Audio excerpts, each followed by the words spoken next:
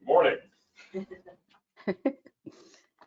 And welcome to the Livable Roadways Committee meeting held today, Wednesday, May 25th, 2022. My name is Joseph Citro, and I will be chairing this meeting today. If we could all please rise for the police the flag of our country. Pledge allegiance to the flag of the United States of America and to the republic for which it stands, one nation, under God, indivisible, liberty and justice for all. Thank you. Please be seated. May we have roll call, please? Councilman Citro, Here. Cal Hardy, Running late. Una Johnson, Here. Mark Hudson, Here. Michael Marino, Attending virtually. Melissa Colazo, David Hay, Here. Emily Hinsdale, Here. Chris Thompson, Here. Larry Josephson, Here. Karen Kress, Here. Ben Neasley, Matt Lewis is excused, Scott Drainville, or Bobby Edwards, Jason Jackman, Here. Catherine Coyle, Attending virtually. Arizona Jenkins is excused, Emmeth Duran, Here. Welcome. Sarah Hendricks, Here. Anna Canones, Here. and Bob Frey is online, and Matthew Pleasant. Okay, we do have an in-person quorum. Chair, would you like to call for a vote of consent for remote member participation? I will entertain a motion. So moved. Second. Motion made by Ms. Kress, seconded by Mrs. Josephson. All in favor? Is there any opposed? Let the record reflect that Mr. Hardy just walked in the door. And also Matthew Pleasant is virtual. He might not have been able to unmute himself. Thank you. Okay, thank you. Your name wasn't called. Yep, Gus Ignis. I used to be the transit user representative, and I've been gone for 2 years. Are you still a member of the board? Lisa. He will be just a participant today, and then I'll reactivate his past membership that's been vacant for the years he's been missing. So I'll process that at the next board meeting. Thank you very much. Ms. Silva, do we have any public comment today? Let me double check that we had any last minute ones. No communicated public comment. Anybody in the room? Don't see any. Okay. All right, let's go to our first agenda. Oh, excuse me, I do apologize. Approval of the minutes from April 27th. I will entertain a motion for them to be moved as written, accepted as written. So moved. Second. Motion made by Ms. Press, seconded by Mr. Hay. All in favor? Aye. Is there any objections? Thank you very much. Motion passes. Mr. Wong, are you with us today? Johnny Wong sent his staff member, Vishaka Shivaraman, because he had a conflict today. So she's on the team and on the call. She'll be making the presentation. Okay, good morning. Good morning. Can you all see my screen with the presentation? We see the screen, but we don't see it full screen. If you could do slideshow mode, that'd be great. I will do that in a second. Okay. So now you can see. Now it's perfect. Thank you. Thank you, Lisa. Thank you, committee and chair, for giving me an opportunity to present. Today, I'm going to be presenting the Transportation Improvement Program for the FY years 2022-23 through 26-27, the next 5 years. The first slide, the first section is kind of some background information on what you would look for in the TIP report. I would just like to use this section to go over what to expect and what are the different tables and what are the different information that composes the TIP. So some of you might be familiar, but for the others and for all of you generally, the TIP is mainly a document, the Transportation Improvement Program, which is a 5-year program adopted by the TPO board for the transportation projects for the county for the next 5 years. This report is mainly composed of 3 sections and 3 lists, I would say. The first section is the existing priorities funded for construction. And by that, I mean, these are the projects which are currently under construction or in one of the phases, which will begin construction. So they will be in the table. We also includes partially funded projects. For example, the West Shore Interchange project, which came through as an amendment, it's not completed yet. So some of it will continue through this year. The second table on the second section is the candidates which seek new funding. The TPO starts sometime around January, February, early in the year. The TPO starts meeting with the individual agencies. By agencies, I mean the jurisdictions which are under the county region. And we solicit applications for projects which they see as their priority projects for funding. And by doing that, we will help them to, this year we started a little early, usually it's around March, but this year we started around Jan, Feb. And we met individually with each agency and helped them to seek their projects, which they consider their priority. Following that meeting, we gave them time. This year we had a new prioritization metrics by which we ranked the projects, and we had presented these to the committees back in October of last year. So using that matrix, these projects are ranked.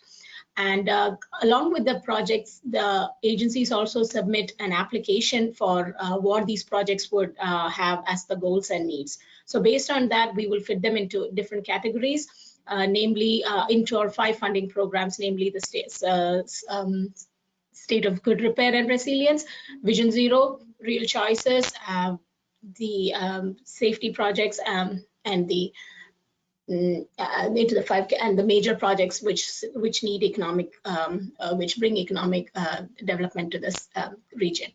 The third table is essentially a list of all projects which are funded in the next 5 years by the FDOT. These are projects that are a byproduct of FDOT's work program, and when they adopt it and present to our committees, the TPO board, we adopt it, and that is what is included in the next 5 years. These projects can vary depending on what is the goal. It can also include some miscellaneous projects and also some projects which are our TPOs, UPWP, and the planning studies that the TPO also does. So this is a list of various projects. And like I said, it's a catch-all of all the projects in the region. I did explain this a little bit in my earlier slide, but this is how I would like to show you how the projects are ranked. We meet with the jurisdictions early, they submit the priority list. They also give us an application individually filled for each of the projects. The TPO helps them to categorize the projects into the investment programs. The different investment programs, you might have seen them by their icons: the State of Good Repair, Vision Zero, the Smart Cities, and the intersection improvements, the Real Choices when not driving, and the major projects for economic investments.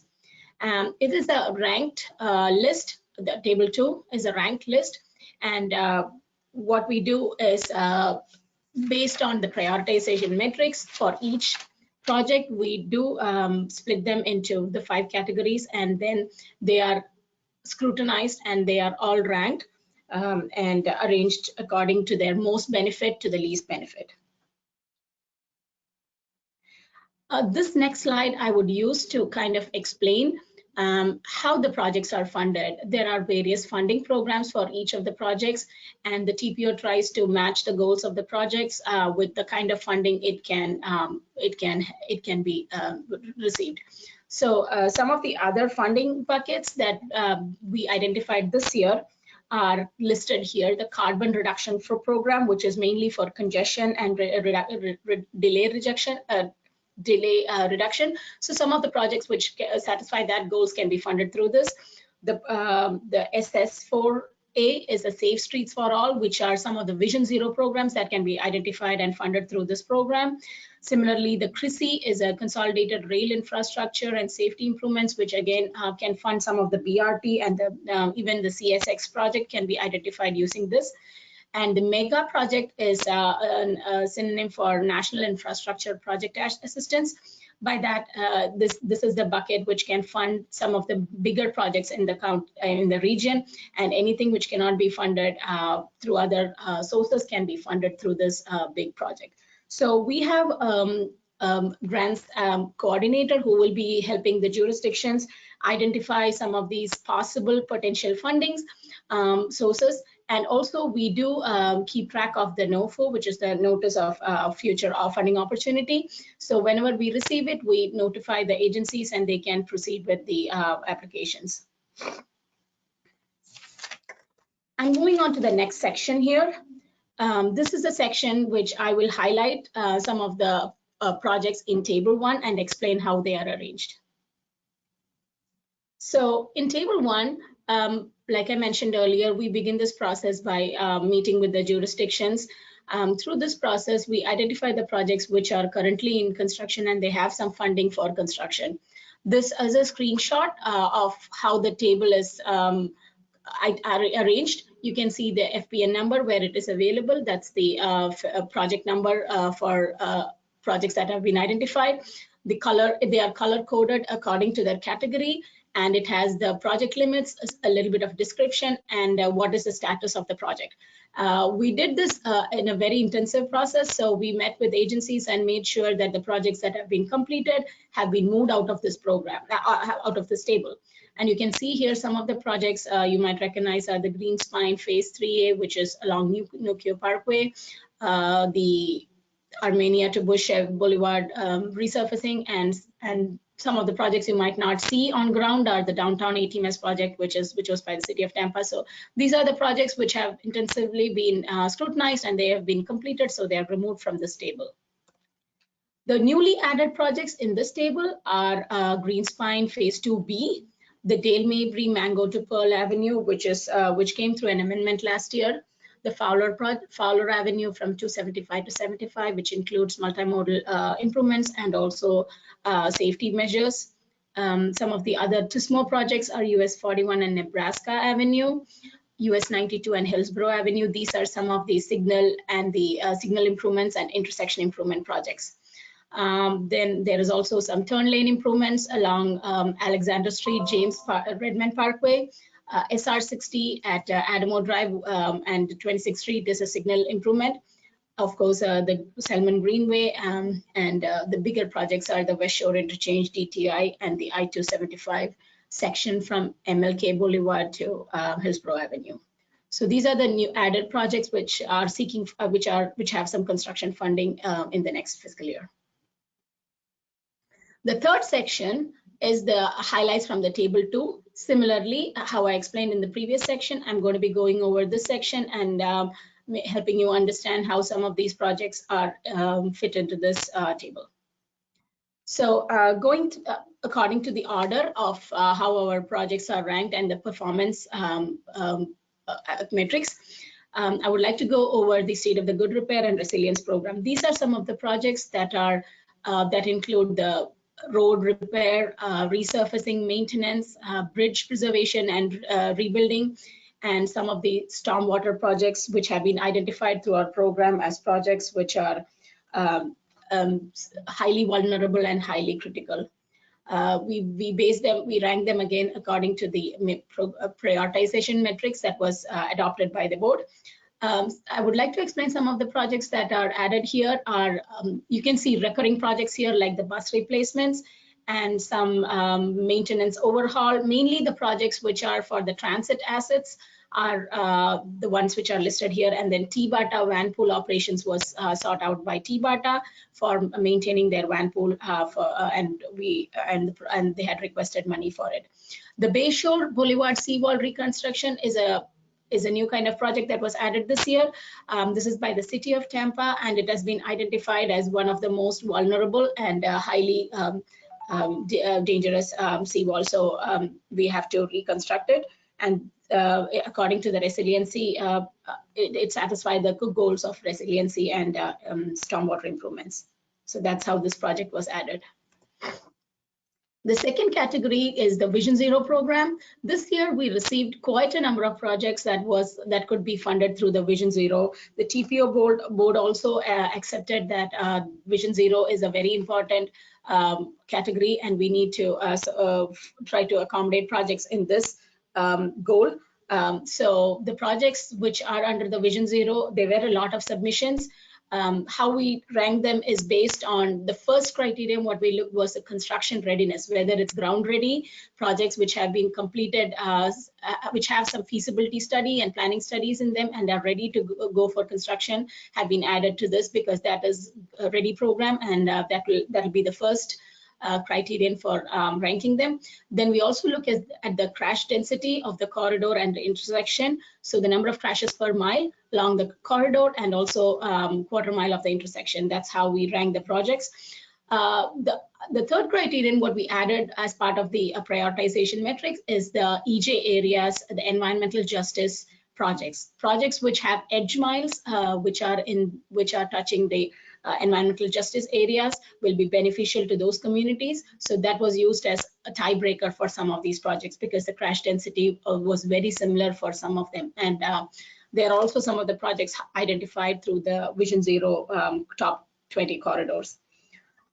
Here are some of the projects. I can, if there's any I'll just go over them. Some of the new projects are Hillsborough Avenue at Sawyer Road, Lois Avenue project, which was identified last year, and then it's been prioritized this year.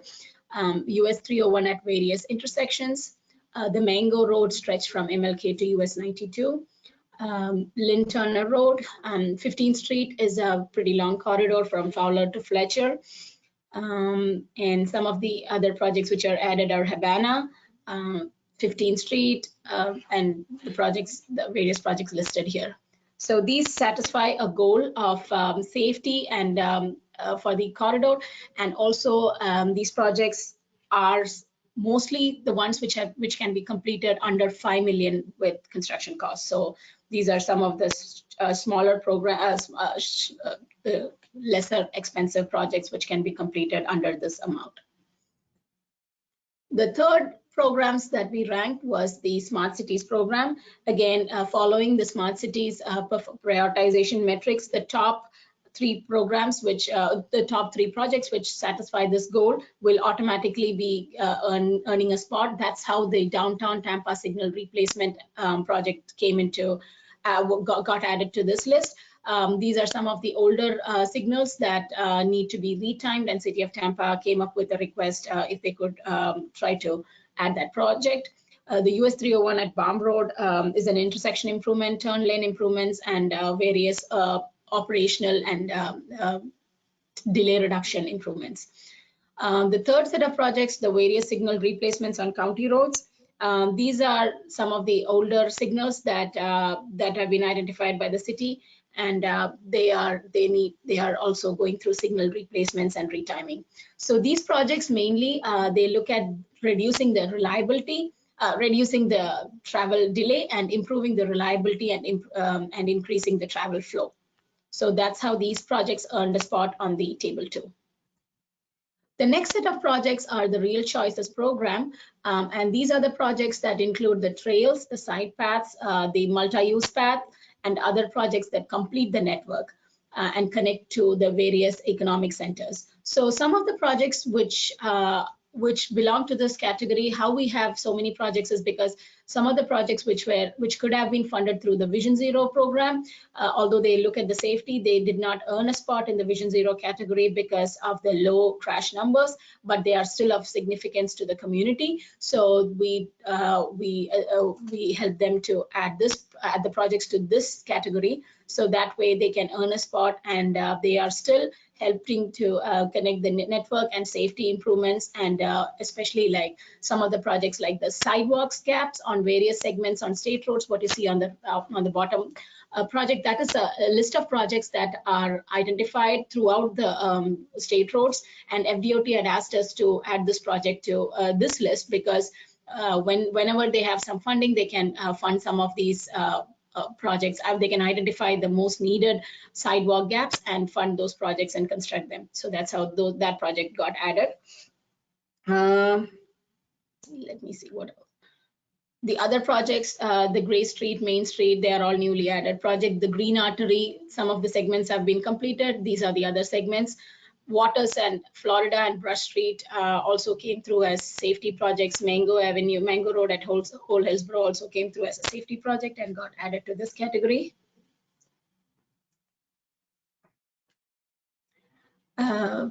The last set of projects are the major projects for economic growth. These are some of the big projects, big funding projects, which cannot be funded through the other programs, but they are of regional significance. So you can see here, probably it's new to this table around this time because the Broraine Street Bridge rehab and the Cass Street Bridge were some of the projects which were submitted through to the state of good repair, but since these were expensive projects, these could be better funded using this would fit better in this category. So these are some of the bridges that are in need of repair, and they would be in this list. The Cross Bay Ferry Service is a project by HART, and HART is seeking funding for this project because that would help them to start a new service, and the cost of purchase for each ferry is around 5 million, I believe. So it's a pretty expensive project. That is just a capital cost. Then there is operational cost also. So this project can be added to this category. The 30th Street and Yukon is a pretty long corridor, and it's a pretty this project involves resurfacing and roadway improvement. So it is a multitude of it has many goals under that project. So it was added to this category. The next one was the Interbay Boulevard from West Shore to Bayshore Boulevard. That was also added as on request of the city. So that brings me to the end of the section, and I will move on to the table 3, which is the section 4 here. This is like I had mentioned in the beginning of the presentation, these are the projects that include the FDOT's work program, and also that's the only thing which is required to be added to the tip as per federal requirements, but we also include the CIP projects from the cities and the other jurisdictions, so that way a citizen can look at all the projects in the same table at the same time in their area. So this is just a screenshot which shows you how the projects are arranged. This project includes, this is also categorized and color coded as to what category they would fit and how they would be fitting into our funding buckets. So here what you see in red color represents the State of the Good Repair and Resilience projects. I'm just listing the number of the projects that came through this program, and you can see here that the State of Good Repair project earned the most number of projects are under this category. It's also because some of the smaller projects include individual road resurfacing, so you will see the same project appearing, but they are smaller projects. So just by not going through the number and just by going through the project goal, this is how they are split. They also include some of the transit asset projects, the capital funding for those projects, the bus stop capital repairs and the maintenance overhaul, the HART CAD AVL replacement, which is one of the projects that HART had requested so that they could proceed with retiming and adoption of their system overhaul. That is one of the projects which was added. The others are, of course, as I mentioned earlier, bridge repairs and road resurfacing and some of those smaller rebuilding and resurfacing projects. The Vision Zero projects are about 26 of them funded through this, which include the sidewalks, the safety projects, and some of the others. The Smart Cities projects were the ones which will help with the traffic flow, and so those include the signal replacement, the intersection improvements, the operational efficiency, etc. The Real Choices when not driving, again, that is a project which helps to complete the network and provides improvements and help the people to travel to destinations and economic centers. So they also include the trails, the side paths, and the other projects that would help the transportation for the people, and of course the hard projects. The major projects include the interstates and some of the bigger projects I showed earlier, and those will help to regional connectivity and they are of regional significance. The miscellaneous project, I did mention it earlier. These are some of the smaller projects which include the TPO's planning studies, the TPO projects, and some of the projects include herbicide application, roadside landscaping, and also some of the projects within our partner agencies, including airports, which would best fit under this category. So they are transportation projects, but not on the state highways or the state roads. This is kind of this slide I would like to use to explain how the FDOT's funding allocation is being split.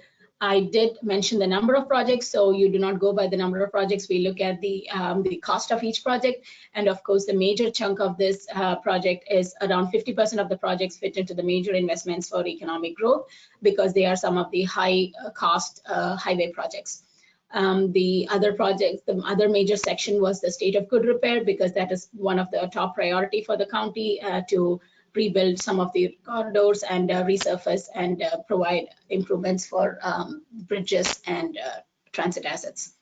The other category, again, is the real choice when not driving, which includes the transit projects. So this is how that is roughly around 12%.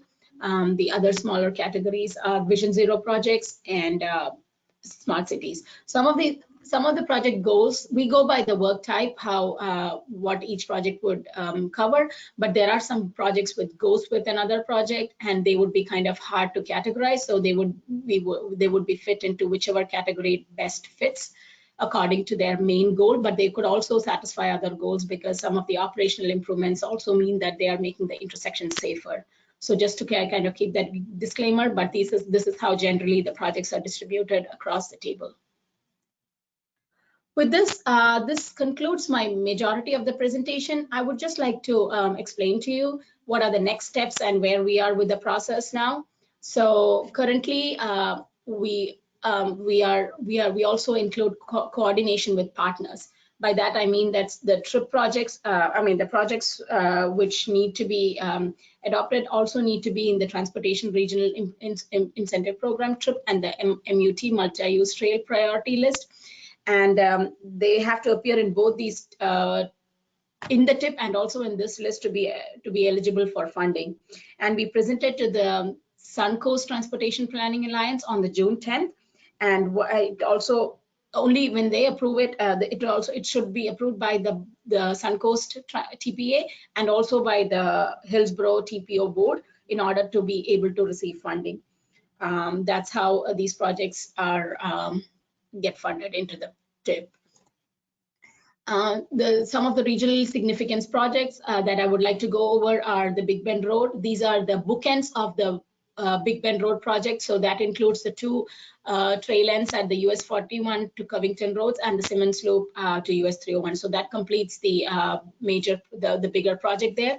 And the multi-use trail projects, some of the projects that are seeking funding, which are regionally significant, are Suncoast Greenway, Upper Tampa Bay Trail, Tampa Bypass Canal Trail, Tampa Greenway, Howard Franklin Bridge Connections, Gandy Bridge Trail, and Dale Mabry Overpass. So these are the projects that are the multi-use trails, which are significant importance to the region. This next slide kind of tells you where we are with the process. Today, we are going to be presenting to the LRC, and this evening, we are going to be presenting to the BPAC, the Bicycle Pedestrian Committee.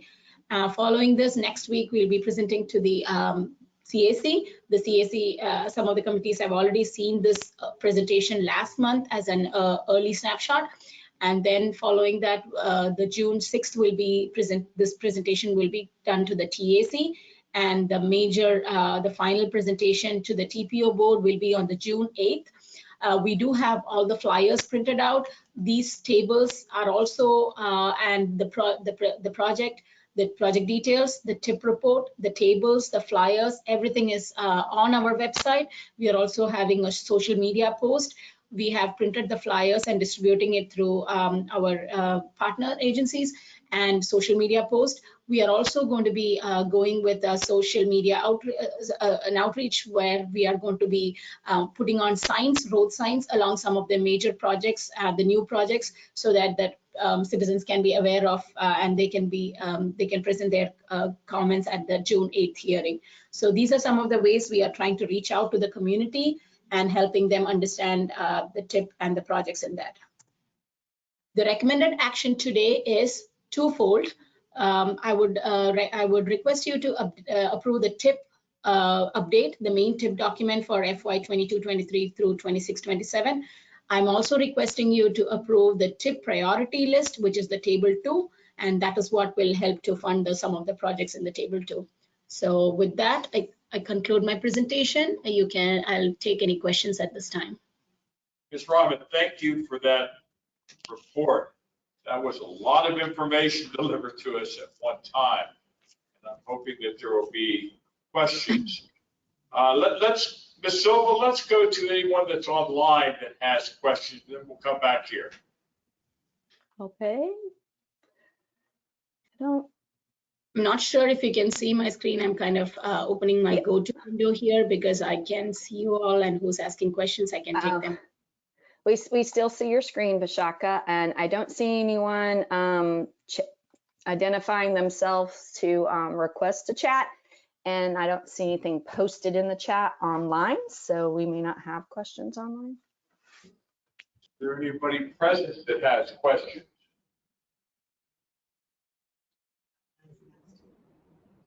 Mr. Hardy. I noticed that, so you have 2% programs in smart cities. Is there a category that you get a lot less like competition for, I guess, or maybe submittals that's lacking submittals for a certain category? Thank you for the question. So the chart that I explained are just the projects that are in table 3, which by that I mean these are the projects which are in the current adopted FDOT's work program. I hope you can see my screen here. So these projects, like I explained a little bit earlier, these are the projects which come to us as a bulk list, and we help to identify them under the various funding categories, and that's how we arrange them. But this doesn't mean that we are having a less number of projects or less cost involved in these projects. It's just the way these projects have been identified, and some of the goals do overlap into the other categories. But just so, because if for example some of the bigger network improvements or signal improvements might not fit into the smart cities category because of their cost involved, so we would have to move them into the major project. So that's the reason why you're seeing less percentage and less amount in this category, because the goals are overarching and some of them spill over to the other categories. Gotcha. That actually answers my question, because I was wondering, we have a bridge controller and smart cities, but then we have the CAS-free bridge controller and major investments.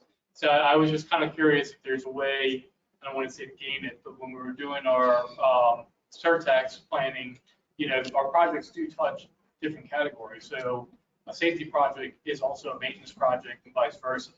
So a lot of times you can kind of touch both buckets with one project. So I just kind of was wondering if there's anything that we can do as an agency to kind of advocate towards different spending methods or anything like that.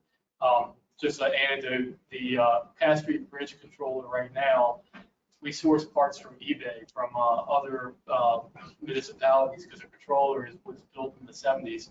And we get a lot of our parts from Pittsburgh area where there's a lot of movable bridges, but literally from eBay.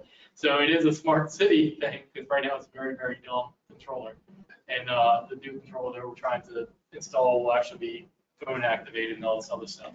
So that's kind of why I was asking that, just to see if anything. Yeah, our staff, we spend a lot of time going over this project and trying to literally categorize them, because that's not some information we receive from FDOT.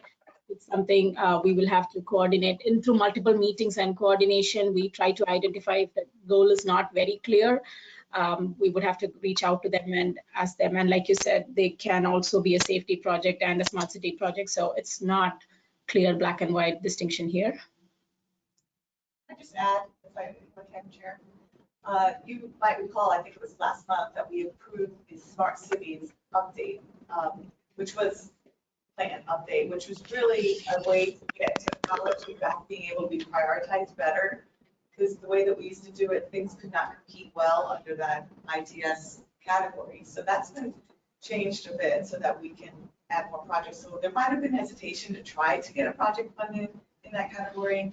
Johnny and his team are really good about moving things around to make it work. And what you're saying actually gets me concerned sometimes when we look at this pie chart, because even a capital major project like a road widening project is going to include a lot of the things that Vision Zero also. Right. So let's fund it in that category and let's get a big bang for $1 million in Vision Zero. Does a lot more than $1 million in another category. So I think, it's not as bad as a picture as you see in this pie chart. No, Cass Street includes a cycle track.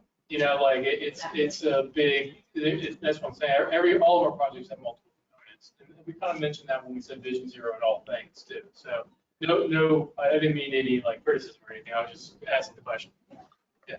Ms. Hendricks. Yeah, I have a question about table 2.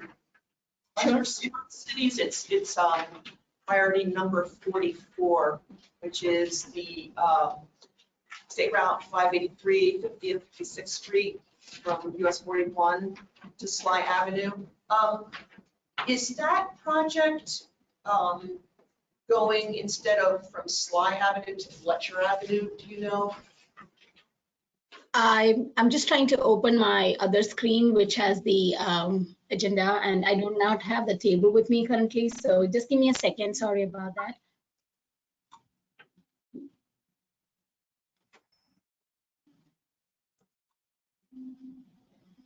One second, I'm just opening up the project list. And you said table 2, what was the priority number again? Number 44, under smart cities.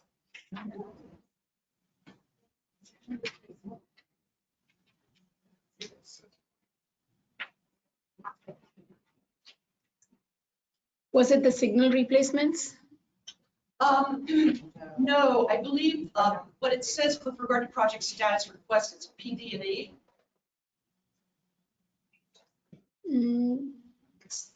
I would have to look into that project and get back to you on that. Sorry about that.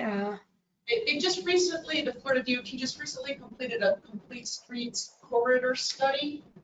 And we recently at the New York Transportation Alliance had a presentation from Ryan Schroyer with the Florida DOT.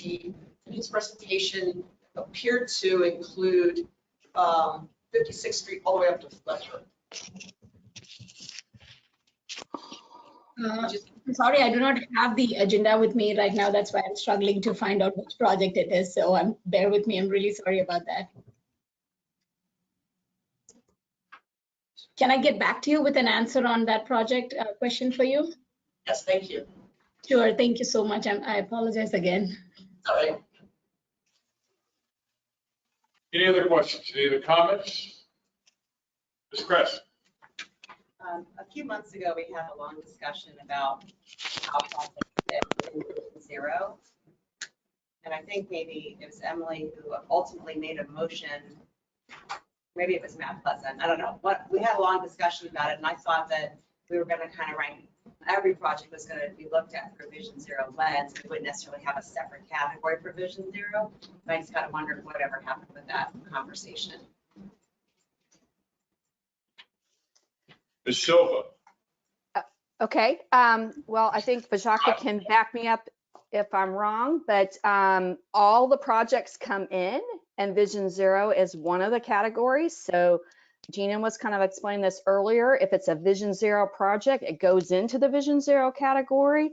If it's a major project, it goes over there. And as some of our members have mentioned, Vision Zero kind of is tied, and multimodal is tied to the various projects. But then each Vision Zero project gets ranked based on crashes and other data so that they're all competing well. So everybody doesn't just label it Vision Zero and it gets thrown into the Vision Zero bucket. Plus the table, the pie chart that's up right now is table 3. It's like all the other projects that don't have funding identified right now. If you look at the table that we are funding, a big chunk of the pie, as big as we can make it, is Vision Zero projects. And again, that doesn't mean that Vision Zero and safety is not included in the other projects. That helps them get on the other project lists. Like if it's a smart city and it moves traffic, but also helps safety, it gets more points, is how I understand it. Yeah, we try to fit it according to the goals that it satisfies, but mainly smart cities projects would have to have the main goal of it should be travel time reduction and delay and congestion mitigation. So that would be what we would be looking for in that category. But I think, Lisa, you explained it well, how the table 2 is different from table 3. Table 2 are just projects that are seeking funding, and table 3 are the projects that are already in the work program, are already will be constructing in the next fiscal year. Maybe you could move your slide to table 2, since that's more of what they're acting on, and or the priority table. This is the wish list table, is table 3. Everything that didn't make table 1 or 2 is on 3, so they're queued up to be considered for future years, future and funding that we find along the way. So this was the list of projects in our Vision Zero. This was actually more than what we could fit under this category. So that's why we use strictly the construction readiness, if it's ready to get started, and then the crash density, and then the benefit to the environmental justice areas, if these projects would touch that. So we mapped these projects by location, and then we identified if we mapped it, we overlaid it with the EJ communities layer, and identified if the project, the number of miles that would be within or touching one of the environmental justice areas. So that's how we rank these projects. Thank you. Yeah, sure. I'd like to add a little bit more to that, Karen, and I see what you're saying. So why aren't we looking at the major projects and ranking those after we've already done the initial ranking for major projects? This is bad example. Real choices. Why not look at apply after that? Well, these are along a high entry network. Not a lot of them are, or they're so low. Like for example, there's a request to Plant City for something for real choices or for smart cities. They would probably never get any funding if we only looked at just, where the highest crashes are. But this also applies to, and I didn't mean to open up this can of worms, but we are working on an overall equity look as well. We use equity to help prioritize the same Vision Zero projects. But we're grappling with, and we're going to apply equity, we're working on that to all of the projects. So that's kind of what you're saying about Vision Zero too. Like, every category of project should have some kind of influence on how well it makes the road safer and reaches communities of concern. I think there's different performance measures and there's different amounts of data that we might need to do that. But I think we're doing a good job at making sure that those projects our safety projects are being addressed.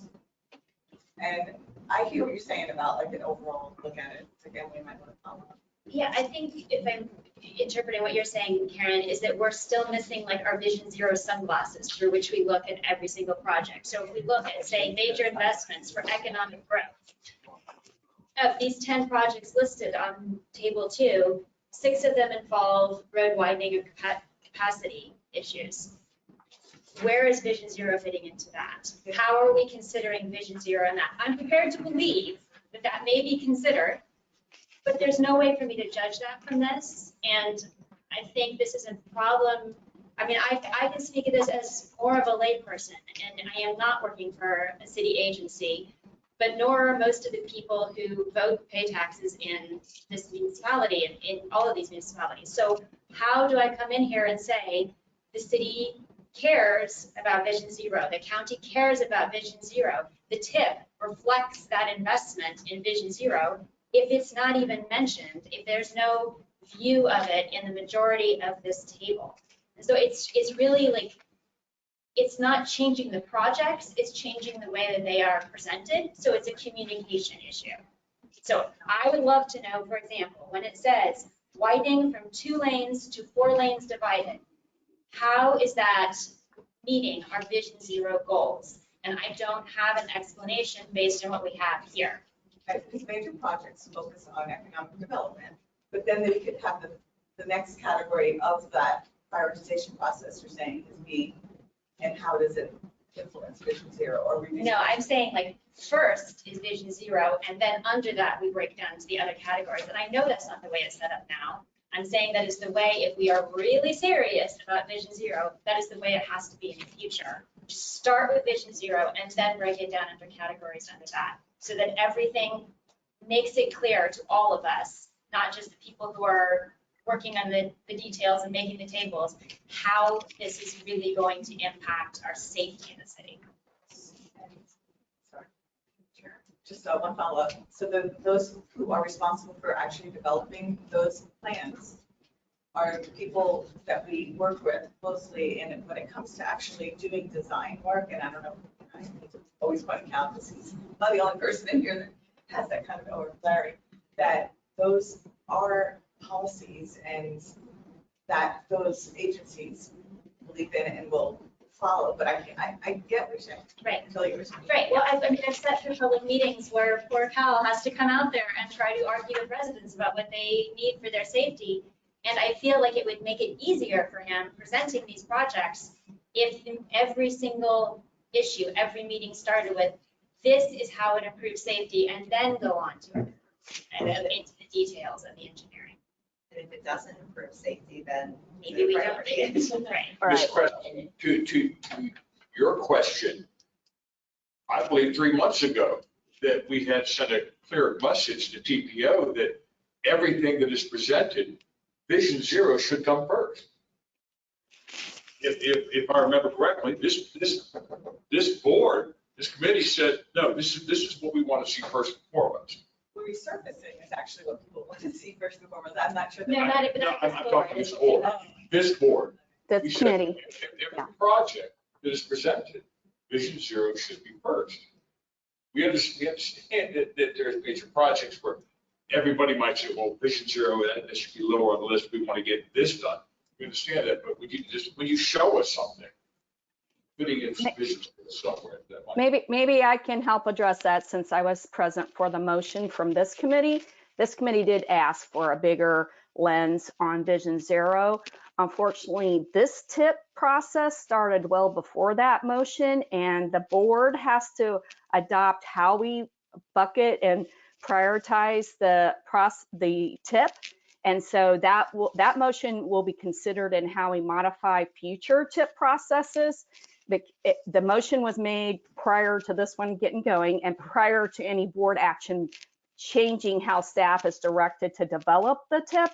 And as Gina mentioned, one way we're improving future TIPs is how we apply the equity lens to everything. So your request to apply Vision Zero lens to everything can also be included in future TIP processes, which then the whole board has to agree this is how we're doing it, plus all the federal laws that dictate how a TIP process goes. So we're not ignoring your motion from before.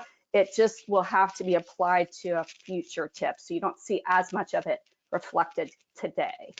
Plus, you are correct. We could communicate how Vision Zero is also sprinkled throughout some of the other buckets better. So we'll take that under advisement as well. Thank you, Ms. Silva. I know that there's at least 4 or 5 people at this table that will want to see that in future. Sure. Yeah, I made a note again today. All right. Then, yes, Ms. Henson. I just have a quick question.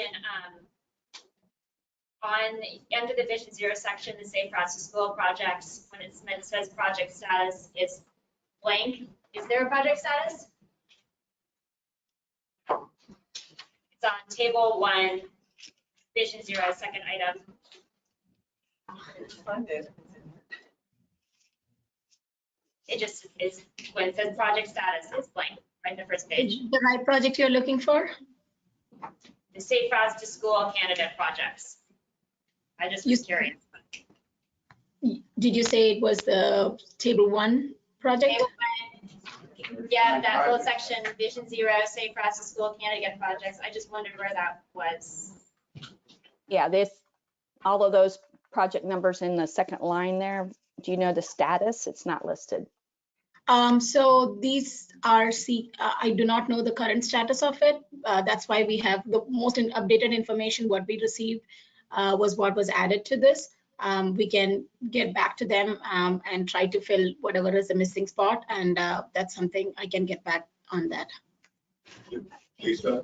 Miss Emily, I do know from coordinating with them on school transportation issues, they do have a variety of projects that they're working on, Lato, Brandon, et cetera. So maybe because they have so many that in various stages that they didn't provide the specifics, but we can get those project numbers to the county and ask for more detail. Sure. Mr. Durant? On the same question, do we know what schools are candidates for the Safe Routes to Schools? I believe those are not the schools that were candidates. It was the, and Lisa can probably help me here to explain how that works. I think these were identified based on the safety along those schools. Correct. Lisa, can you help me how to explain that? It sounds like this might be a great candidate for a future LRC agenda, but as I understand how the Hillsborough County is addressing it, they took the results of the 2018 school safety study and how we had ranked all the schools in most dangerous to least dangerous, and with the equity lens on there. And they took that and took all the Hillsborough County projects out, and then they did some more further refinement and data, and now I started working on looking at in detail each one, kind of like a road safety audit. So like I said, Sly and Lato and Anderson, they've been submitting Safe Routes to School applications for the most dangerous schools based on that prioritization list. And then, as you heard last month, we're doing an update to that list through our current school safety study for the city of Tampa. So we'll be providing that updated data to them to consider in their as a future move down the list. Abigail Flores is the project manager, so we can ask her to present what's going on with that project since you have a keen interest. If you want to know the specific schools, it's Lato High School and its attendant middle and elementary, Brandon High School, Gaither High School, King, and I believe that, but the elementary and middle schools closest to them are Yeah. I know they're studying some others, but haven't gotten as far with those yet. Yeah. Okay. So. That is listed on Sulphur Springs. Mr. Joseph? Yeah, since that's in our division, I can find out exactly what schools, all of them have to do with a school area. Sometimes they include more than, like the schools around Lato High School, there's elementary and middle schools. So I can find out exactly what the status is when they're going to design, when they're anticipated going to construction, and I can get a list of the schools and send it to the committee. Thank you, Larry. If you'd send that to me, I'll forward it. Any more questions? Any more comments? Yes, Ms. Hendricks. I'd like to make a motion beyond this TIP, but for the beginning process of the next TIP, which I believe all of the discussion and the planning is underway in July, that part of that process be figuring out how to integrate transportation demand management strategies and commuter assistance into the TIP, into the process of allocating funds. Transportation demand management and commuter assistance is the sort of projects that remove barriers to using alternative transportation. And aside from the van replacement in the resilience category, van pools are extremely important, and I'm very happy to see that there. We need more commuter assistance in our program. Second. Motion made by Ms. Hendricks. Is there a second? Seconded by Ms. Kress. All in favor, say aye. Is there any against? Motion passes. Thank you. All right then. I will entertain a motion for the approval of these tips updates. I'll motion to approve. Motion made by Mr. Hardy, seconded by Mr. Josephson. All in favor? Say aye. Is there any opposed? Anyone opposed online? No, I do not see any opposition online, and I don't see anybody unmuted to voice an opposition. All right, we have a second motion that needs to be made.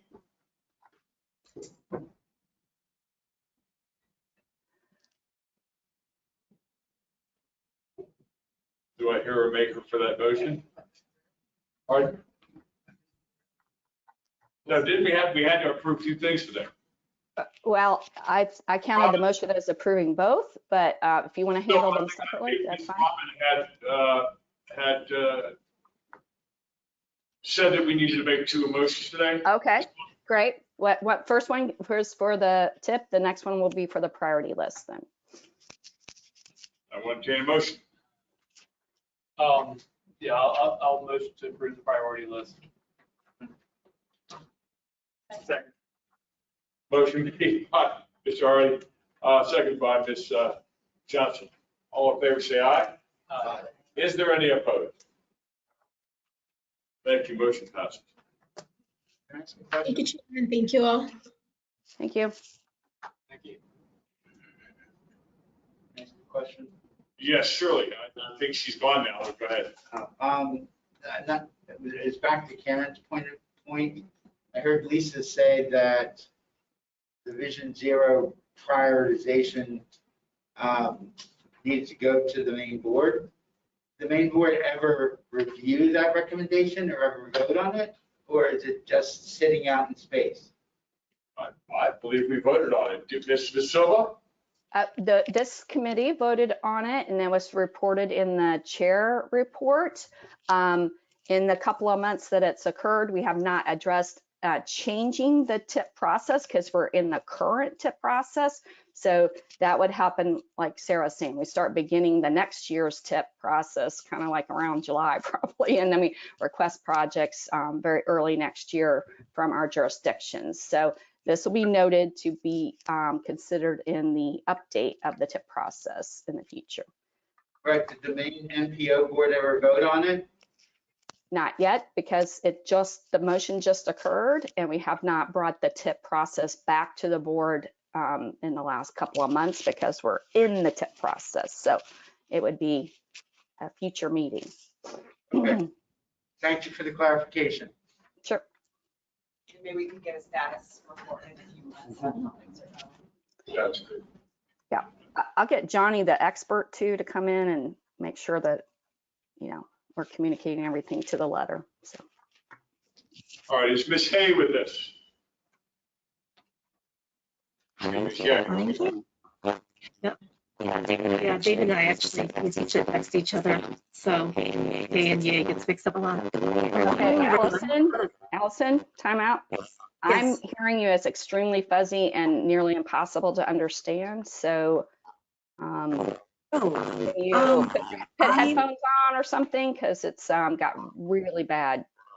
Really. Let me try again, because this is exactly the way I was talking to you before, and I don't have headphones with me. I need a minute to get them. Let me try again. Jason, is there anything you can do to fix it? Can we go on to Ms. Beckley first, and we'll come back to Ms. Shea? That's fine with me. Yeah, Allison, can you try to get with Jason in the meantime, because it's really bad. Sorry about that, everyone. Okay, yeah. All right. Go back, escape. Okay, Brandy, hope you're ready. Here we go. Making you the presenter.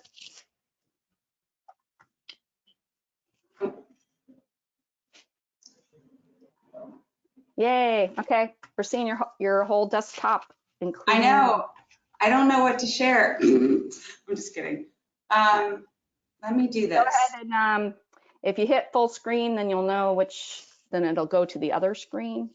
Or if you drag the PowerPoint over to your opposite screen, if you have to, there you go. Okay, now we're seeing like the presenter mode. Okay. I'm sorry. You're fine. You got it. We'll get it set up. Man, Yeah, there you go. we use Teams 99% of the time, and so I'm not, all right. Every day is a new new software. Let's try this. Nope. Okay, Hey, Brandon, now go to the top. Yeah. Sorry. Go to display What's in the settings. cal? Lisa, do you mind having the PDF up and just showing it in full No. view mode? I think Cal was about to tell you if you go to the top of the screen, you can go down and change the view. If you go to slideshow mode, if you press the slideshow presentation, just hit that again, and then on the top left corner, you see where it says display settings. Yeah. And then you go to the top left. Top up here. The black part. Of the other side, of the other screen, top left, where you have like the presenter view. And if you go to display settings, it should just say switch to other. See the little down arrow, Brandy? I don't see the word display setting. You know, I see show screen, so maybe that's what it is. Yeah. Oh my gosh, there's all these options. It's on the other side, but. There, yay! You're full Yeah? screen. Okay, thank you for hanging with us. All right. No, thank you for hanging with me. Okay, so let me, all right, well, I should have just been there in person. Sorry about that. No, this is fine. This is fine. Well, okay, so you just make sure you do just see the screen full view. Okay, It's excellent. beautiful. All right. Good morning, Livable Roadway Committee members. My name is Brandy Miklas. I'm the Infrastructure and Mobility Program Coordinator for the City of Tampa.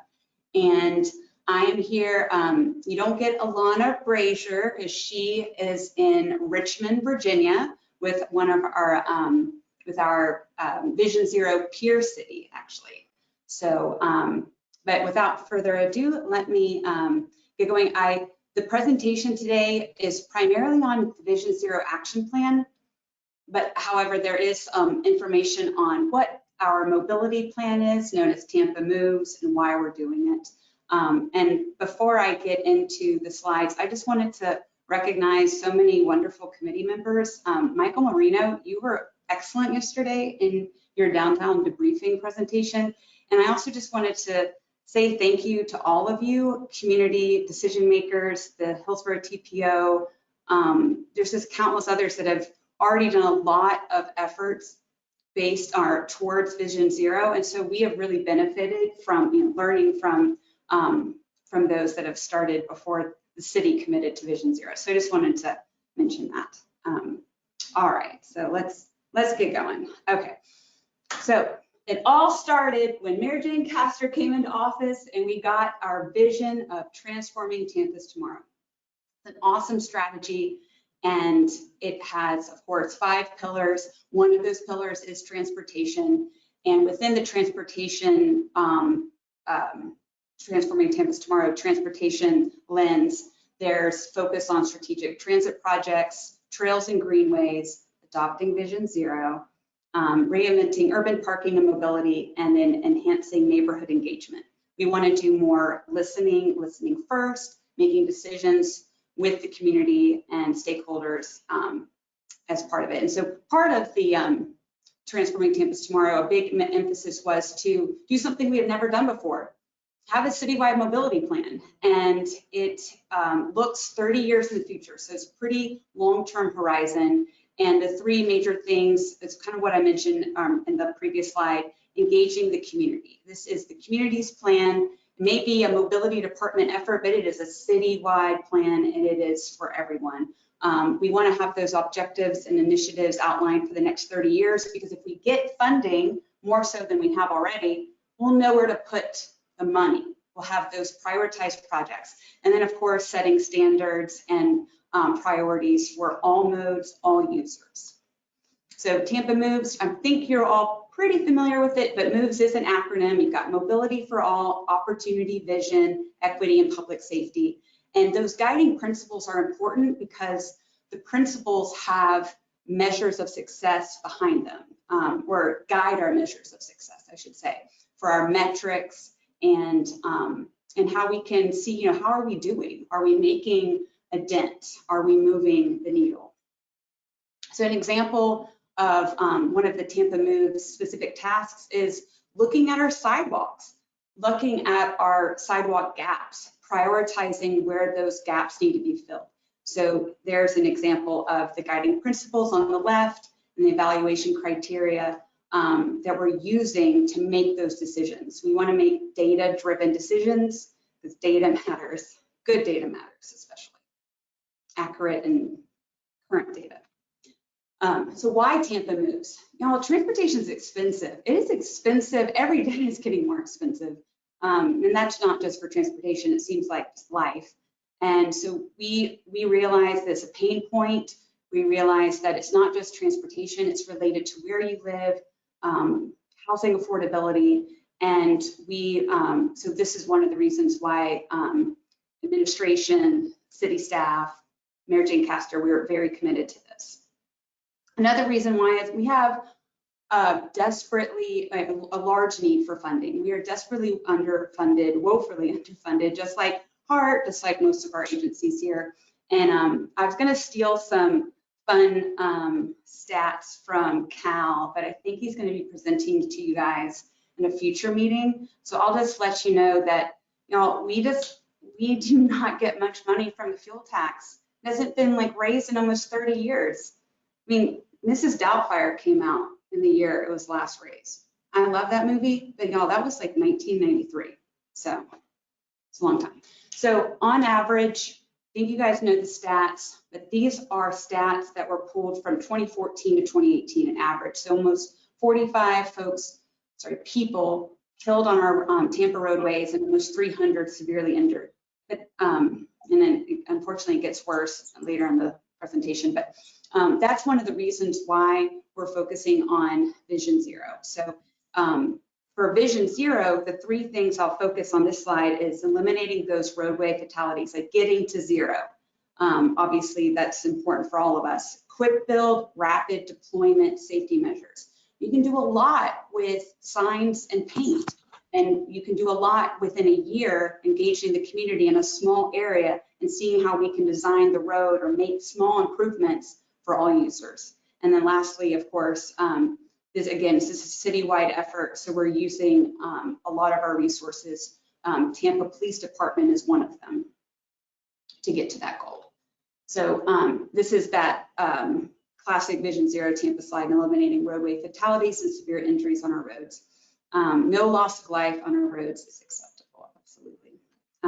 So with our approach, it's a very similar approach to other cities, safe systems approach, and it definitely differs from the traditional approach. So this table gives you kind of a good example of where we've been a little more reactive, and we want to be more proactive. We don't want to be firefighters, we want to be fire preventers.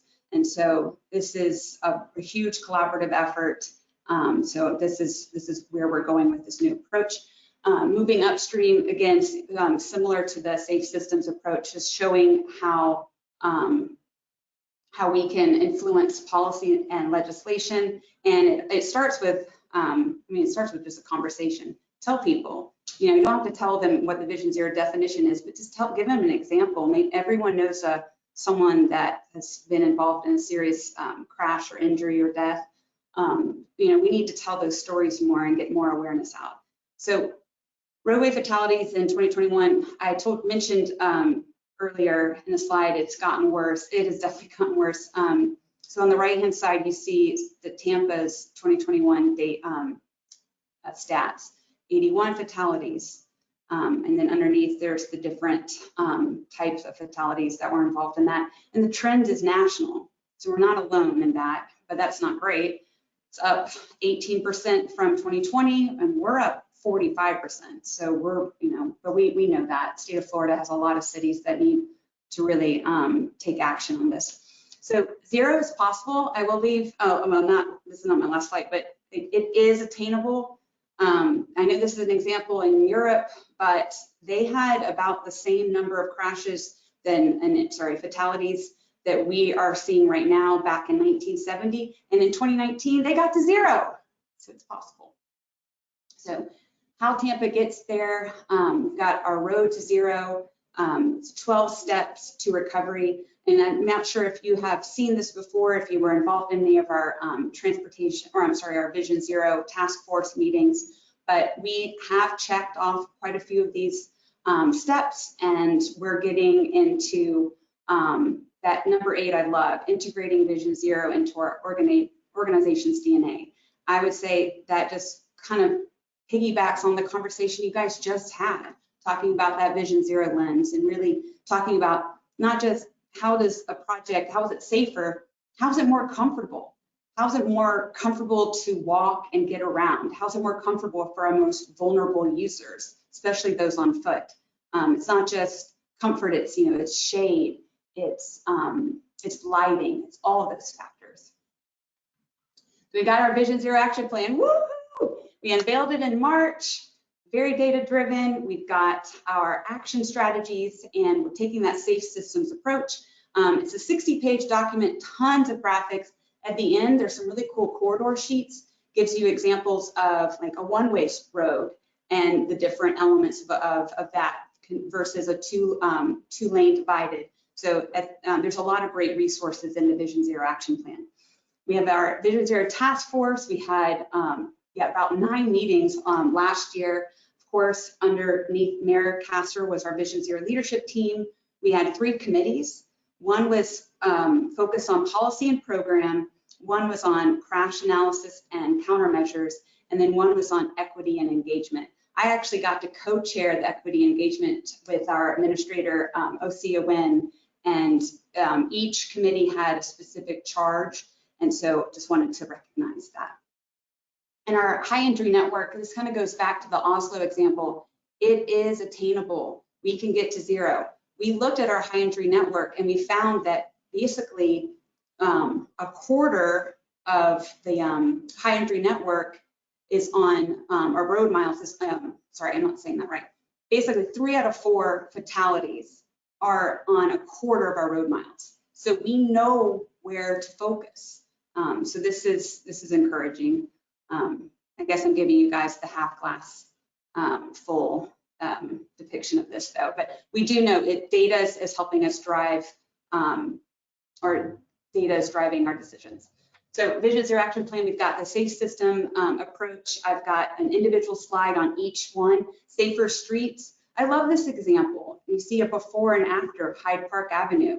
Really looking at designing our streets for all users and focusing, of course, on the high injury network, those quick build projects, those smaller projects that can make a big difference. And of course, we learn from other cities. City of St. Pete is a great example, neighborhood greenways. We want to talk more about what that is and providing those within the city. Safer speeds. Speed kills, we all know that. We want to prevent deadly and life-altering crashes. We can do that by managing vehicle speeds, and there's different ways we can do that. So that's the element of the safe systems approach with speeds. We also have the objective of safer people. It just comes to awareness and talking about it, educating folks, having those events and teaming up together. It doesn't have to be a massive open street event like on Bayshore. It can be small scale. We had one in March in VME4 where we had 4 hours near Cascaden Park. It was fantastic. So we want to do more of those. Safer vehicles. This goes with citywide fleet. Looking at the expansion of our scooter and e-bike options with micromobility and having those safe routes to transit as well. And then that last bullet actually is awesome. Brandon Campbell's been overseeing that in our Smart Mobility division. It's a statewide traffic, I don't know what ATMS stands for, top of my head, Cal. Just know we are upgrading our signals citywide, and we're getting some transit signal prioritization going on. That's awesome. Okay, and then safety data and post-crash care. If we have better data, we'll make better decisions. Using that quality data, working with our first responders, that's the part of the safe system approach that will really help us with implementation. Speaking of implementation success, we've got that we want to ensure success. As I mentioned before, a mobility plan, Tampa Moves, is about a 30-year horizon. Vision Zero is kind of that short-term 5-year plan. So we can really have some actionable items as part of Vision Zero. So wanted to mention some upcoming events. We started off our speaker series with Dan Burden last month. It was an awesome kickoff with him. And we had our first community design workshop in West Tampa along Main Street. And our next big event is actually another speaker series. It's an evening with Jeanette Sadiq Khan of Bloomberg Associates. So if you're not already in the know, you now know. It's going to be at the Tampa Theater on Tuesday, June 7th, and it's going to be fantastic. She was author of Street Fight and many other initiatives. She was Mayor Bloomberg's Transportation Commissioner. And then we also have some other design workshops that will be announced once we wanted to wrap up the mobility plan. So we've got one on Havana Avenue, Twigs in downtown, as well as McDill Avenue in South Tampa. So for more information, you can go to Tampa or tpamoves.org. And here's my information. My cell is 813-625-6980. Call or text me. Obviously, Alana is our #1 Vision Zero champion at City, but it's a huge team effort.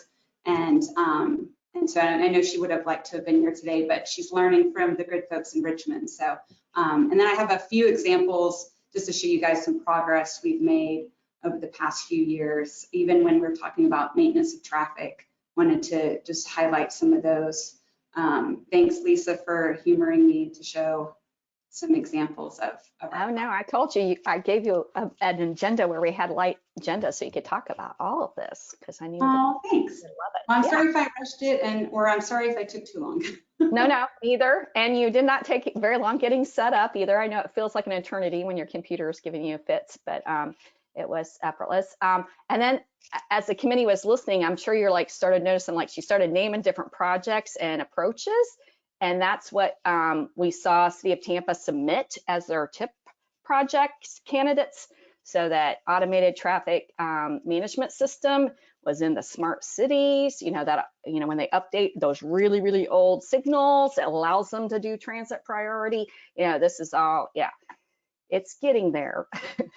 And you guys are being champions for having Vision Zero in the DNA of every organization. So thank you for the comments. We'll have it be a bigger part of the TIP in the future, probably, as a result of your recommendations. Thank you. Thank you all. Appreciate that you giving us so much time today. Ms. Miklas, thank you very much for the presentation. Do we have anybody who'd like to make any comments or any questions? I have a Cal. just a couple. First up, the Lana Brazier she's actually going to just get hired as our chief planner. So that. Oh, wow. So our vision, she actually got promoted, and then I guess we'll be hiring another Vision Zero coordinator at a later date. And then I just wanted to tell y'all, in addition to with Bloomberg Associates, in addition to them coming down and talking, they're actually going to be working one-on-one with us directly to redo our transportation technical manual. And as part of that, I'm looking to really kind of do it as more of best practices and incorporate things from not just standards, but try to guide development and stuff. Because a lot of the roads that are being worked on, it's not a city project, it's a developer project. So, and we have reviews and stuff like that, but I think Vic said the other day, I like this quote. I think right now we have 3 Hudson Yard size projects within the city of Tampa going on simultaneously. So if you think about that and the staffing that we have now, it's a massive amount of work trying to get through in addition to the work that we have to do ourselves. So if we had a little bit more guidance on the front end, it would help out with the the implementation of these safety measures. And then one other thing too, just to let y'all know, with one of the other things that we did with reorg was my job right now is capital projects manager and design, chief design engineer. I will be transitioning to just the chief design engineer. We hired verbally a capital projects manager to actually take over that position. So we're splitting that so I can focus more onto the design stuff, and then the capital projects manager will focus more onto the production management. So we got a really good candidate, and they verbally accepted, and we're really excited about that. So we should have another team member here for y'all to introduce you all to very, very soon. Wonderful news. Anybody else comments or questions for Ms. McLean? Thank you, Brandy. Thanks, Chair Citro. Appreciate it. Yeah. Y'all go out and conquer. Okay. Allison texts me and assures me that she and Jason have solved her audio problem. So, Can you hear me now, Lisa? yes, you sound beautiful. Oh, I am really sorry, everyone. We did test this morning, but best laid plans. So I hope you can see my screen at least. Yes, the screen is full screen. Great. And it looks good. All right.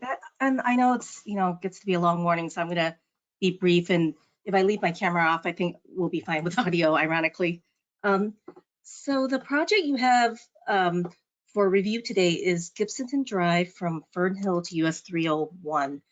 And we're going through our usual ETDM review process. So this is something set up by the Florida Department of Transportation. ETDM stands for Efficient Transportation Decision-Making Process. And the idea is to assess potential environmental impacts of proposed transportation projects and throughout the process, but really early on. So where we are is that second diamond, the programming screen right now. And this is where environmental agencies get together, TPO agencies that are relevant to the conversation and the community are asked to comment on a project. So I always like to start out with the DOT's slides because they give a good factual overview of the project. So the project is from Gibson Drive to Fern Hill Drive, US 301. That's the white and red line you see there. It's entirely in Hillsborough County and just a little less than a mile, 0.88 miles. And the project consists of widening Gibson Drive. It's going to go from 4 to 6 lanes from Fern Hill to US 301. And it, as all these projects will, they'll accommodate bicycle and pedestrian facilities. The purpose of the project is really to accommodate future capacity issues and improve safety conditions on Gibsonton Drive. This is a fairly important east-west connection between I-75 and US 301. And 75 and 301 themselves are important north-south corridors in Hillsborough County. Right now, this segment of road is operating at level of service F and will continue to do so if no capacity improvements are made. Gibsonton Drive, another kind of important thing to note is that it's 4 lanes right now, this segment, but to the east and west of it, the segments, there's 6 lanes. So it's creating a little bottleneck for traffic when traffic funnels into that. One of the really, I guess, sad and important things to note about this quarter is that the crash rate is above the state average, which is 2.09. Gibsonton Drive average is 13.87 for crash rate. Little look at what the land use is like in that area. Currently, commercial services, residential, medium density, some transportation facilities, residential low density, and some open land. Future land use looks like it's going to be mixed use, general conservation, and commercial. As far as economic development, like the rest of Hillsborough County, this, we're going to grow 32% in population by 2045. So there will be pressure on this road. And there's no designated bike lanes right now. Sidewalks present on the westbound side of the corridor for the entire length of the 0.88 miles and eastbound lanes from Kendra Drive to US 301. So part of the process right now is to evaluate bike and ped facility improvements. And there's a note to look at those connections to the Alphia Scrub Preserve, which has some pedestrian facilities, but it's not connected to the rest of the segment right now. As far as cultural and community considerations, there's 146 households in the area. 4.8% of the households are below the current below poverty level, and almost 50% are minorities, with 3.67% limited English proficiency. So that's something I'll bring up in a minute here. As far as social resources, there's a Chamber of Commerce, an ACE International Academy, some religious centers, and the green space at LFIS Scrub Nature Preserve. So that's part of the recreation lands, the LFIS Scrub Nature Preserve, and multi-use trails to the south of US 301. A number of historic structures from the 70s are also present on this corridor. There's about a little over 5% of wetlands in the area and freshwater marshes. And the corridor is in the 100-year floodplain with 2 water bodies, LFI River and Rice Creek, with some identified impaired waters. As far as wildlife considerations, the U.S. Fish and Wildlife Service identifies this as a scrub jay service area and consultation area, as well as the Florida grasshopper feral consultation area. There's also, it's a wood stork foraging area, and there's also Florida golden aster in this area. As with most of these projects, there's some potential contamination sites there, leaky underground gas station storage, and there's some power lines in the area. The area is mostly residential, medium, low, and high residential units. So noise has not been identified as a concern. Sorry. All right, so what we do with these projects when we receive them from DOT is we look at them with respect to TPO plans and studies. And there's been a lot of talk about Vision Zero this morning about this corridor indeed has a very high crash rate. Just wanted to note that this particular corridor is identified in the Vision Zero action plan, but specifically in the Vision Zero Gibson Drive corridor study as one of the high injury networks between 75 and Balm Riverview Road. And Hillsborough County Community and Infrastructure Services took special note and let us and DOT know that they know that this is a top Vision Zero corridor and are very interested in improving safety and mobility at this location. So we will be incorporating that comment into this review. We talked a lot about equity earlier. Again, this area has 50% minority, almost 5% below poverty level. Comparing this to the non-discrimination equity plan that the TPO and Planning Commission did, this area, this little corridor is showing 60 to 80% of the area has Hispanic, Latin population with low-income households and some limited English proficiency. So I think that is important to note for citizen participation. Finally, Bushak actually alluded to this. This is actually already in the fiscal year 22 to 26 TIP, and it's identified in the 2045 long-range plan, cost feasible plan. As well, the Gibson and Fern Hill intersections is identified in the state TIP. So we always do these reviews with our comprehensive land use plans in mind. It was fortunate when this review was started that mobility section for the Future of Hillsborough Comprehensive Plan just became effective on May 16th. So there are a lot of projects that and policies that speak to aspects of a transportation project.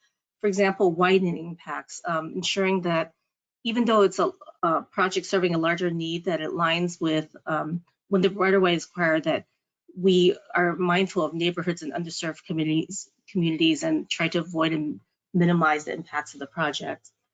Safety, there's a host of policies speaking to safety, context-sensitive travel lane reductions, street lighting, looking at complete streets. Nothing you haven't heard today over and over. Safe and convenient ways at signalized crossings or not signalized crossings. Aligning everything to Vision Zero principles and TPO performance measures. And one theme that's going to come over and over again is coordination. For safety, that would be talking to the sheriff's office, the DOT, school district, the community safety traffic team, and any related agencies. As far as bike peds, also a number of policies for bike ped systems, trying to build a comprehensive system for encouraging active transportation modes and connecting them to trails, and connecting and coordinating on a local, state, or regional level. This area is actually classified as a suburban commercial. So as far as context classifications, we want to, as much as possible, follow complete street guidelines and consider surrounding land uses.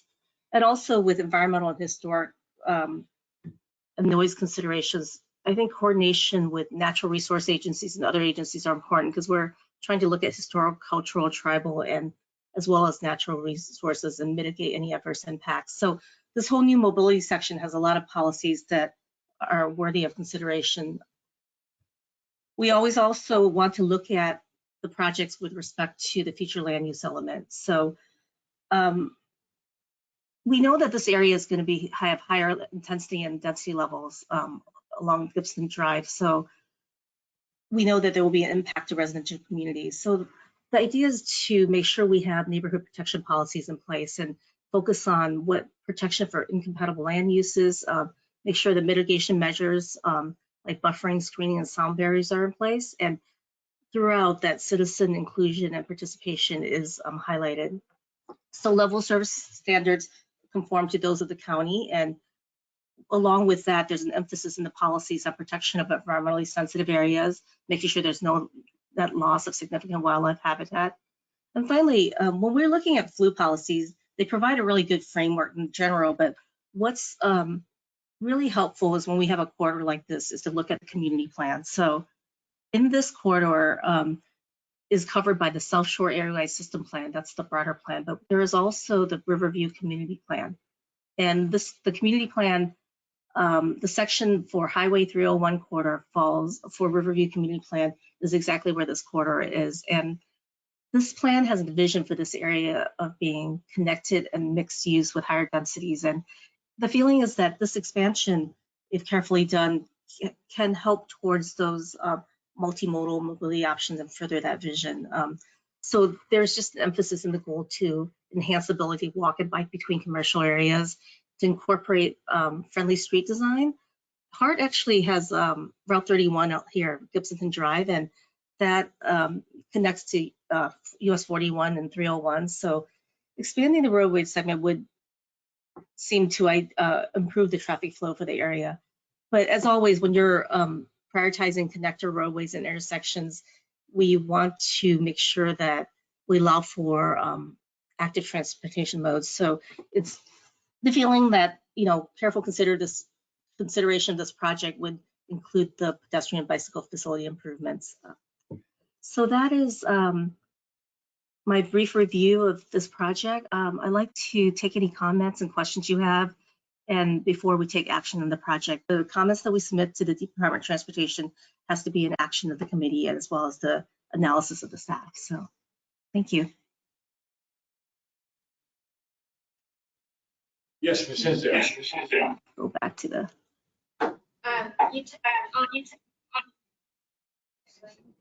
Yes. We touched on bike path improvements. I would like to ask a special attention be paid to crossings, because that was not mentioned, and there was mentioned a sidewalk along one line. There is transit along here, which means that even if people don't want to walk across, they will be stuck having to because of transit. If you're changing it from 4 lanes to 6 lanes, it becomes a much more challenging proposition to cross. I would consider looking at pedestrian refuges. There's I believe, a median now that is not adequate for pedestrians. So I think that should be something really built into the project. Thank you. And that really supports the policy we noted about supporting, active transportation modes. And so I will note that for our review. Ms. Johnson. I was also kind of along the same lines, but wondering about the bike facilities on a 6-lane road. I have a hard time visualizing a bike lane within the street section, rather one that might be, off the street or a wide sidewalk. Okay. I don't have the specific design of that. I imagine I live off of Bruce B. Downs and it's going to be like a straight bike lane next to the road. That's what, are you making a recommendation to consider more protected bike lanes? Physical separation. Okay. Like a shared use path. hasn't been designed, so. And they are talking about connections to the, green Alafia scrub preserve area, so that probably would be, quite often utilized. So. This is Lisa. The new mobility policies kind of speak to this too, because they talk about the facilities appropriate to the context of the road and the level of, comfort for users, et cetera. So, designing the bike facilities appropriate for a 6-lane roadway would help get to that. Okay. And then I couldn't tell from your presentation, is the sidewalk proposed? I mean, I know this is not the design phase. The whole point of this is that it's very early in the process. They can consider this when they do the design. But I know from previous ones, they didn't have sidewalks proposed on both sides. And given the width of this and the urban context, it'd be, and that crossing comment that Emily mentioned, both sides would be, I think, important. Right. They noted that there's sidewalks on one side, but the details about whether it's on both sides is not in, so we could propose that for sure. Yeah, that would prevent that crossing so much that Emily mentioned. I just wanted to make a note about bike facilities and about when it's a new road, why not ask for everything that we really want? And I know that side paths are very comfortable for people who don't want to ride the roadway. There's consequences in every driveway if it happens to have a lot of curb cuts. If not, it feels pretty good. But why not do, we have a bike facilities design selection tool, protected bike lanes. It could be something that's, so that means there's a barrier between. You're very predictable when you're on the roadway in a bike lane. If you're not comfortable with that, hopefully there's another option for you, but not eliminating one choice over the other. And if this is early in this design, then let's yeah, this is the time to comment, to suggest these improvements early in the phase, and that is exactly why the DOT brings that to us early. Mr. Joseph, in respect to the bike lanes, also, I think we should look at if there's a north-south Florida trail, if it goes through this area, then if they provide separate bike lanes, that they should all connect up. I'm not sure where the north-south trail comes through this area. But the shared use path that's offset from the roadway, and also the different alternative types of bike lanes that we could have need to be looked at. Mr. Hay. I'm going to go back again to the connections, the crosswalks. And I know being out there, right now, there's crosswalks, there's incomplete intersections where someone has to cross 3 times instead of crossing once. Fern Hill has lights and there's nothing there. So hopefully when they're designing this, they design it for crosswalks. People don't have to do this circuitous route around just to get across the street. So that's my. Okay. At Fern Hill and Gitsonton, we're putting in a new intersection there. It's totally redesigned with crosswalks on all sides, and just want to make sure that that the study knows that we're doing that. Okay. Cool. Ms. Crest? Yeah. Great. Ms. Hendricks? Yeah, so with regard to the congestion, is the congestion all day long or is it just during the peak hours, the morning and evening peak hours? Do we know? I don't know offhand from the report, but I could find out for you, Sarah. I think it's average. Okay, because, and also, do we know, is this the congestion that's happening, do we know where the traffic is coming from and going to? Is it pass-through traffic or is it generated within the community itself? The advanced notification didn't speak to that, but again, I can research that. Just given the short segment that it connects 75 and 301, I'm going to guess it's a lot of pass-through traffic. just looking at, where it is.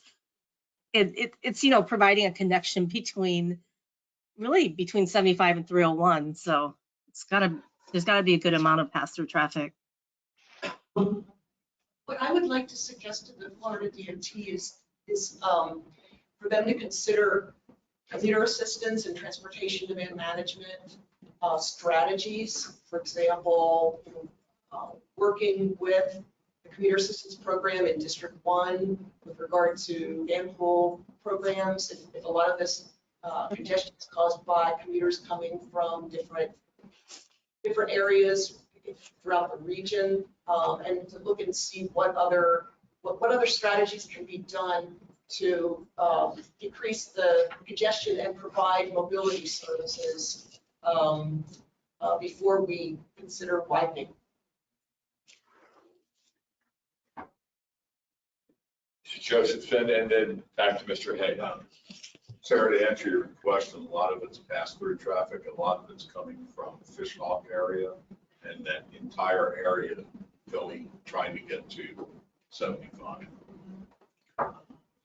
Mr. Hay.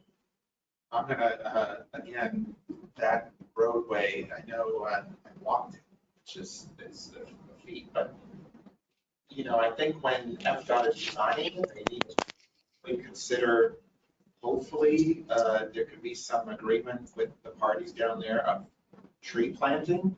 So to give people some shade while they're walking, it's 6 lanes. You would hope there's at least some room for some street trees somewhere to give people some refuge from the sun. Also, it's a very dark road. There's no street lights out there now. So hopefully, since they're redesigning the whole roadway, that they'll look at street lighting. And I think a 6-lane, I think what do you have on the other side? It's pitch black. There's no street lights on there either. So hopefully this segment is where in the 2020s they'll add street lights as well to make it a little safer. So just my 2 cents. Okay, thank you. Anyone else? Yes, Mr. Durant. Question, do you know how many signalized intersections are within this segment of Gibsonton to Thornhill? I don't know offhand, but I can tell from the map. There's gonna be one at Fernhill and obviously one in 301, but I have to research it for you. Just looking at an overview of it, it looks like it might be at least 4. Okay, yeah, just a comment for DOT to make sure that when they're designing those intersections, that they can look into protected intersections if they're willing. If they're looking into doing a bicycle path, we have to pay attention to the returns at the corners, making sure that they're not designing for vehicles that likely will not be using this, turning around those intersections. I could see where 301 has a high vehicle demand, but when it connects to collector roads that are mostly residential, you rarely see, a big vehicle. So just to watch out for those turn radii events. Yeah, I want to make sure I understand clearly. You want them to be mindful of, the large intersections, but protected intersections as in protected left turns, or more like bulb outs for pedestrians, or reducing the turning radii, providing bulb outs, trying to discourage. I'm not a fan of channelized right turn lanes, but if there's necessary to do that, then to try to reduce the angle of the turning angle at the channelized right turns, if they're doing that option. So I know that's typical of capacity at the utilized intersections. Mr. Hay. Yeah, just to add to that, one thing to consider also is the large radii is only needed by 2% of the vehicles, right? So in those vehicles, it mount truck aprons just like you have at a roundabout. So you could do something where you have a truck apron where it allows for trucks to come by, but it also most cars will not drive over that. So that it kind of shortens crossing distance, but also allows trucks to make the turning without any ill effect to their maneuverability. That is a good issue. That's kind of- So, okay, so kind of separate facilities for Allison? trucks. Maybe I can help. Is that the mobility policies reference the complete street guide. The committee's going around mentioning several of the really great recommended techniques from the complete street guide that balance all the users on the road appropriate to the context of the road. So maybe we can kind of summarize a lot of these by maximizing the application of that. Yeah, and I didn't have them in the slide because there's too many policies, but I can call those out directly. Can I ask for one clarification of this after the questions? Please. Okay. I believe there was a gentleman from the county. I just want to make sure I got this correctly, that you are redesigning the crosswalks at Fernhill and Gibsonton right now, and you wanted to make sure that the Department of Transportation knew that was happening already, right? Yes, we're actually redesigning the entire intersection, and I made a mistake. Their crosswalks are not going to be provided on all 4 lanes with this improvement. They're only going to be provided on the south and east lane. But we're actually redoing the intersection. There's a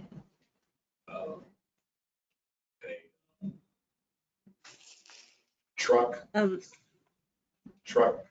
company that brings in very large vehicles down the road on Fernhill. So part of the intersection design was to accommodate their very large trucks. They're larger than our standard FL 62 size trucks that travel. They transport large, it's Caterpillar is the company down the street, transport large construction vehicles. Okay, that's. Mine was to provide for their turning movements. And we had difficulty because the LA right-of-way ends right at that corner. So we had a lot of difficulty because we could not go onto the LA right-of-way in providing this design. So you need to be aware that this design is providing for those large vehicles making those turns. And that's why due to the LA right of way and the entrance ramp, the northbound entrance ramp to 75, the crosswalks were eliminated on the west leg, north leg, essentially because there was no pedestrian facilities out there at the current time. And is there a time frame for the reconstruction of the intersection? Yes, it's coming up very soon. We're turning in the plans with the plans and so forth were funded through DOT, so those are going to be turned over for construction very soon. Allison, I believe Bashaka had it in the tip presentation earlier. It was listed. So it's in 22 to 26 time frame, next 5 years. Okay. Yeah. Mm-hmm. All right. Well, thank you. Mr. Hay. This goes back to the fundamental problem that this whole committee we've been looking at is that, you know, there's a decision made that somehow these trucks, the right of way, that somehow these pedestrians magically disappear and that there's no, they're out there, whether there's an infrastructure or not for them. I see them on their bikes and everything, trying to get over that bridge. And by the county or FDOT or whoever is creating these unsafe situations when they go in and again, they're updating the intersection, but then just say, well, the pedestrians are not there. There's no infrastructure there. They're there it's now going to be more unsafe because you're widening the turn lane and making it so these large trucks can get by. But there's people going back and forth to the restaurants that are on the other side, the movie theater that's on the other side. And again, repeatedly, over and over again, we get from the county and other agencies, well, we've got to do these 2 or 3 leg intersections, which force these people to go out. And again, I'm going to remind this committee, my neighbor was killed in one of these 3 leg intersections because she had to cross 3 times instead of once. She was 80-something years old trying to get to the supermarket. So this is a personal type thing for me. So it boggles my mind that we sit here and we try to improve the situation, and every time, again and again, we hear, oh, well, we don't have the right of way. Oh, well, there's trucks turning or whatever. We've got to stop that practice and get our act together because, why are we even here if we're not seeing the results of the change in mindset that the pedestrians are going to be everywhere and we need to plan. 24 hours, they're out there walking. There's no lights out there. It's a dangerous situation. So I'm just frustrated that we keep hearing these same things over and over again. It's just, yeah, I just want to say that where the trucks are turning, there's crosswalks. Where the crosswalks are not in the area, are in the area where the trucks are turning. So there's safety provided there. Any other comments or questions? Chris. Sarah, thank you for constantly reminding us about transportation demand management, because it is kind of ironic that if we just kind of spread everything out, we wouldn't have to keep widening. But I just wanted, I think I talked maybe last month about the fact that we are not counting bicycles and pedestrians, so we can't really kind of prove that they're there. So although we have been counting the vehicles for decades, no one's ever really taken the time to count bikes and peds. So I just really hope that we can continue to make that a best practice and incorporate it into all the other counting we do. Okay. Before I ask for a motion, I'm going to use my privilege as chair. I'm not an engineer. I'm not a designer.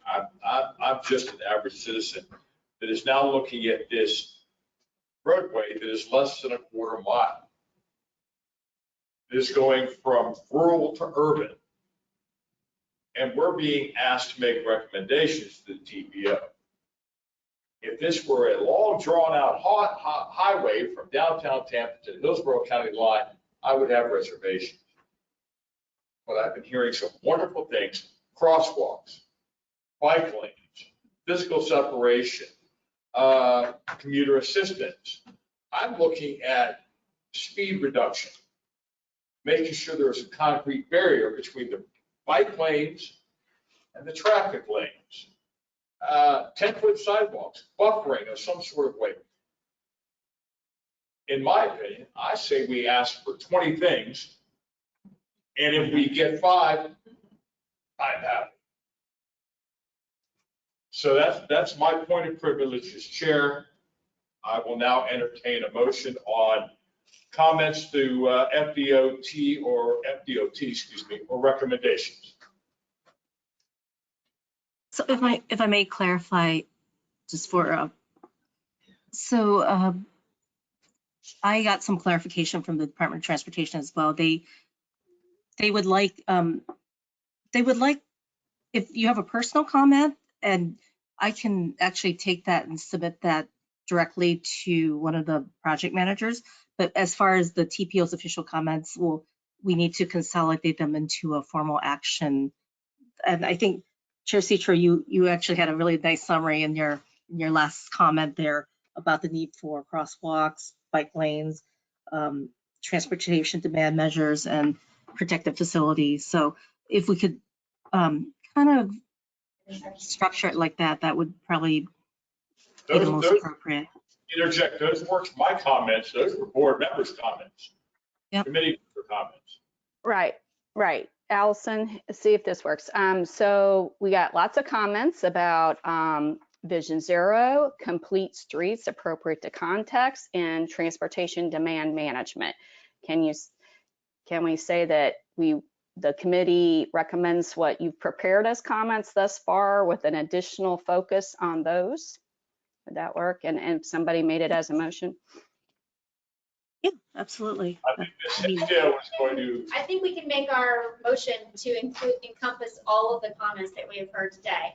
I think, Jeannie, you're keeping a list, so I'm going to start with, I will make a motion for our committee to request that any future plans include complete crosswalks that hit all 4 legs of the intersection and provide additional pedestrian safety needs,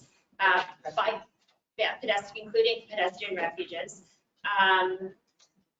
Bike lanes that provide bike options, both protected for on-road users and off-road users on both sides, sidewalk facilities on both sides, wide sidewalk facilities on both sides, separations, lighting and investment in a tree canopy. Connection to any existing trails. Connections to any existing trails, bike facilities, and pedestrian facilities. Turning radii. Keep them tight. Narrow turn radii where possible to protect pedestrians and bike. Lowered speed limits and speed management. TDM and commuter assistance. Is that it? You said bike lanes. I would not say bike lanes. I would say bike facilities, separated and protected bike facilities. Separated and protected bike facilities. Good job, Emily. is there a second? Motion made by Emily Hinsdale, second by Ms. Ona Johnson. Any discussion? Perfect. All in favor, say aye. Aye. Is there any opposed? Fantastic. This is the thing. For incorporating all our thoughts. Thank you for all those comments. Yeah. I'm sorry? I just wanted to thank you for your patience and all those great comments. And, it's been really helpful. Any old business, any new business? This is Lisa. Okay, go ahead. I'm going to call for adjournment. Do you have anything you want to add, Lisa? I just want to remind everybody of what Brandy did, that I sent an email to the whole committee that there's that great opportunity on June 7th at Tampa Theater to hear a great speaker. And that our tip hearing is on June 8th at 6 p.m. Just a quick question, Emily. In your description that you want on Vision Zero prior to describing the projects of 2-lane widening, what kind of descriptions would you envision? So what I would, just speaking for myself, what I would think that you would be looking at first is, are there safety measures for everybody concerned? So if you come to an intersection, for example, one we were just discussing, what are the safety challenges for pedestrians, for bikers, for vehicles, different kinds of vehicles, motorcycles? Are there provisions made for all of these different kinds of road users? If there is a transit connection there, are there appropriate safety measures for transit users, including connections to that last mile bike ped facility that they would need? So I would, coming to each one, not saying what are our capacity needs, what are our operational needs, but what are our safety needs? That's number one. And then everything lines up under that of how do our engineering challenges, how can they meet these needs first? Thanks. You get projects, these projects come around once every 35, 40 years, right? So the context of the road is not going to be the same 40 years from now, and especially in an area that's going to get a 33% population boost. So like, it's kind of, you don't have, you get one shot, so you build it to what you want the road to be rather than what it is now, or what it has been.